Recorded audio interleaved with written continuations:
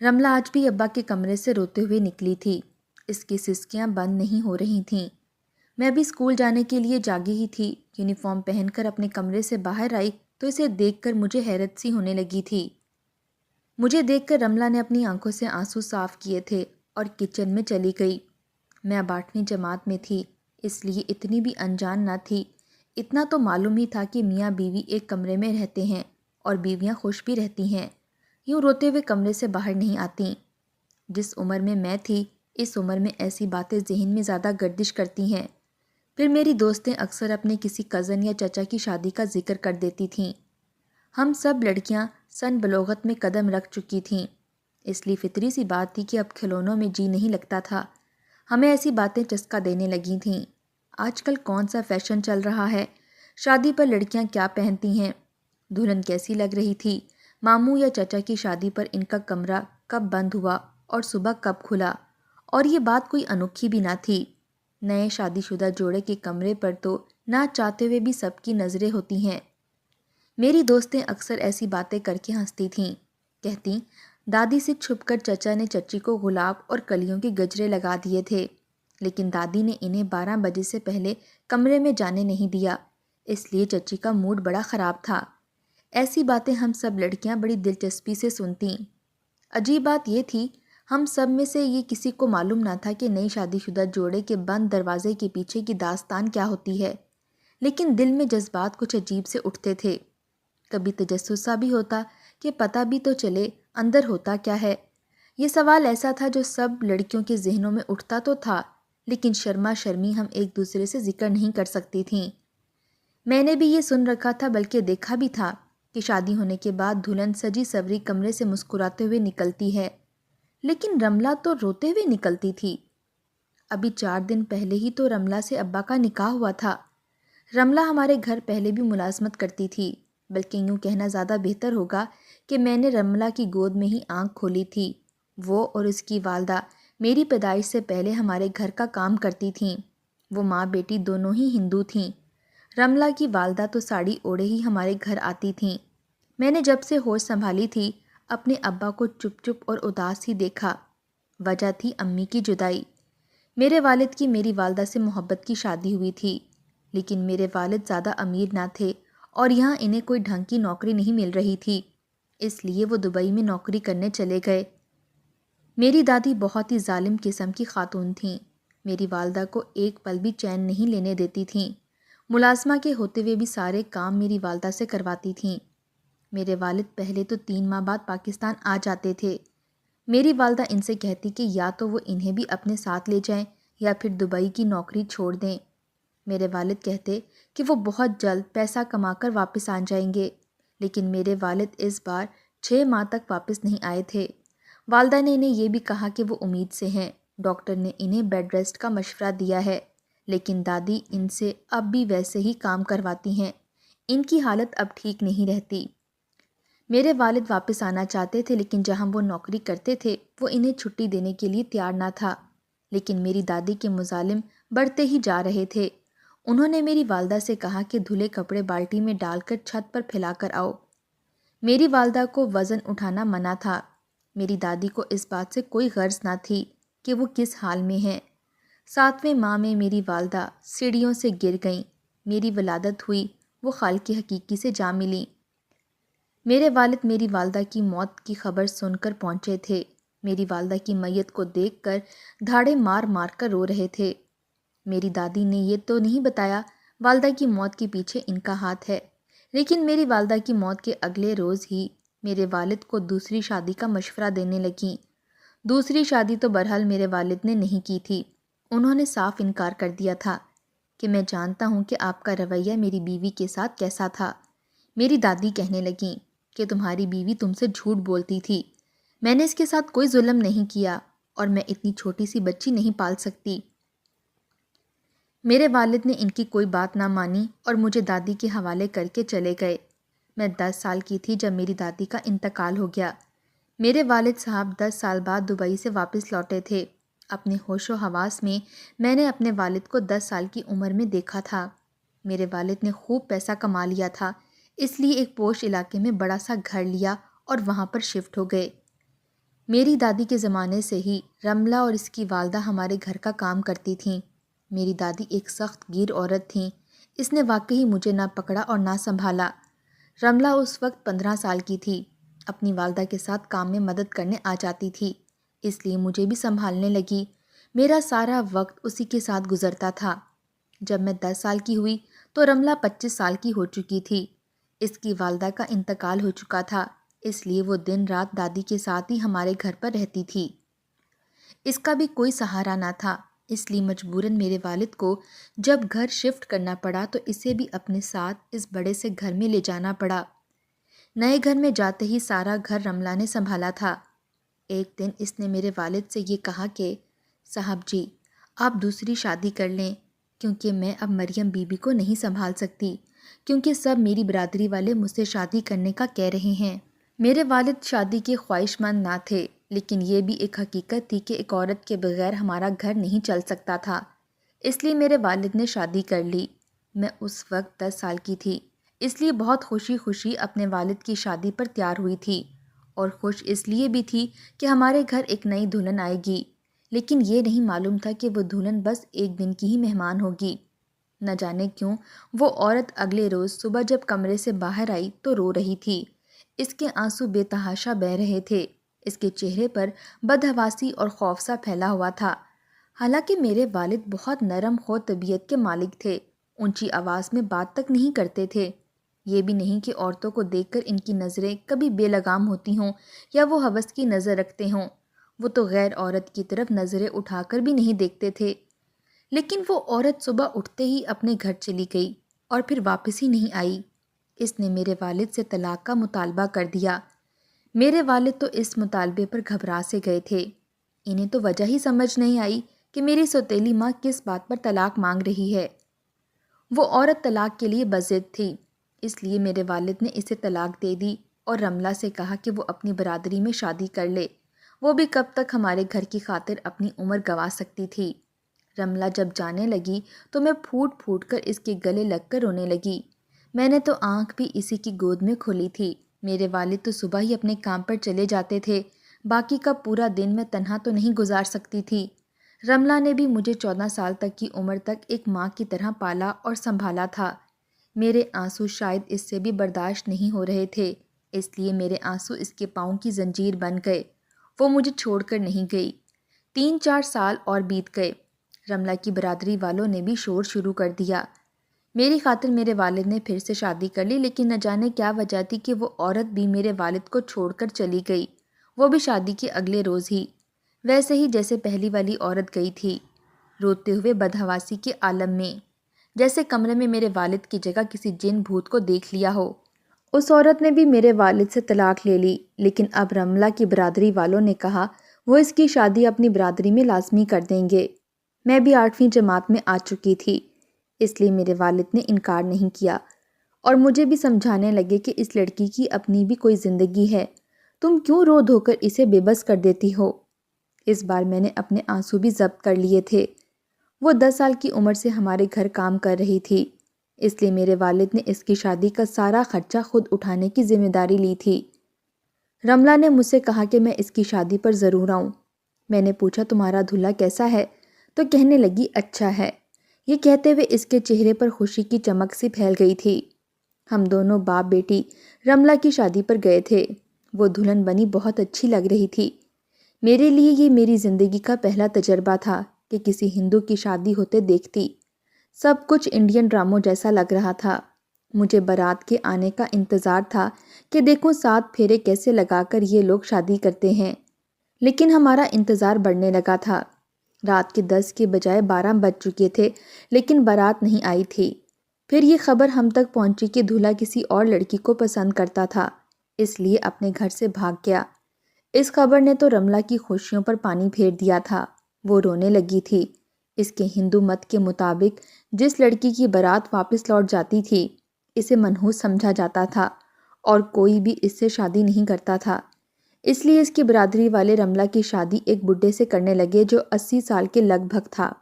یہ دیکھ کر میرے والد بول اٹھے کہ ایک تو پہلے ہی اس لڑکی کے ساتھ زیادتی ہوئی ہے، اس پر آپ لوگ اس پر ایک اور ظلم کر رہے ہو، کہ 80 سالہ بڈھے سے اس کی شادی کرنے لگے ہو؟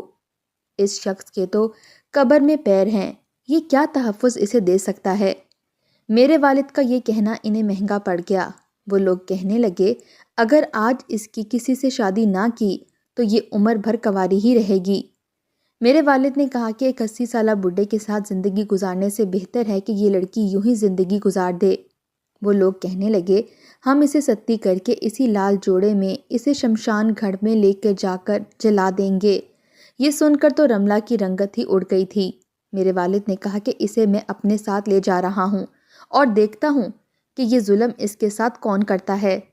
میرے والد پیسے والے اور اثر و رسوخ والے تھے، اس لیے وہ لوگ وقتی طور پر چپ ہو گئے، لیکن بعد میں پریشان کرنے لگے، کہنے لگے کہ تم ہماری لڑکی واپس کر دو ورنہ ہم تم پر کیس کر دیں گے۔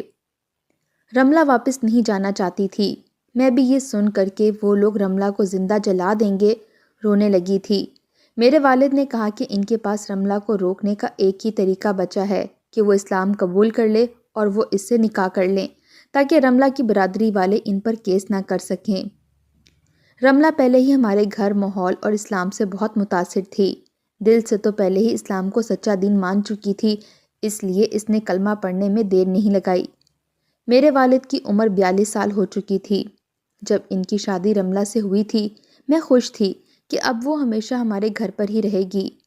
شادی کے بعد چند دن وہ میرے ساتھ میرے کمرے میں ہی سوتی رہی۔ شاید اس رشتے کو اسے قبول کرنے کے لیے وقت چاہیے تھا۔ پھر میرے والد نے بھی اسے کبھی اس انداز سے نہ دیکھا تھا اور نہ ہی سوچا تھا، اس لیے چند دن وہ بھی رملہ سے بات کرنے سے کتراتے رہے۔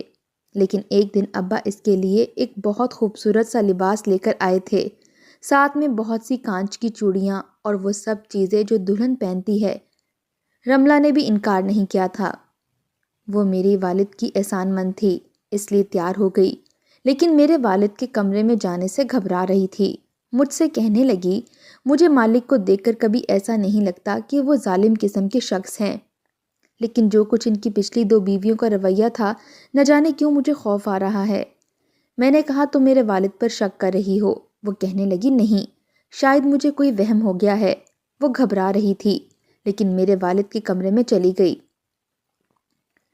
مجھے یہ لگتا تھا کہ پچھلی دونوں عورتوں کا یقیناً کسی اور سے چکر ہوگا اور میرے والد پر جان بوجھ کر جھوٹا الزام لگا کر چلی گئی تھیں، کیونکہ میں نے تو آج تک اپنے والد کو اونچے لہجے میں بات کرتے تک نہیں سنا تھا۔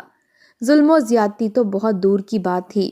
مجھے یہی لگا کہ رملہ صبح باقی دلہنوں کی طرح ہوش باش کمرے سے باہر آئے گی، لیکن میری حیرت کی انتہا نہ رہی جب وہ بھی روتے ہوئے کمرے سے باہر آئی تھی۔ ویسا ہی خوف اور بدحواسی اس کے چہرے پر بھی چھائی ہوئی تھی، وہ بھی رو رہی تھی۔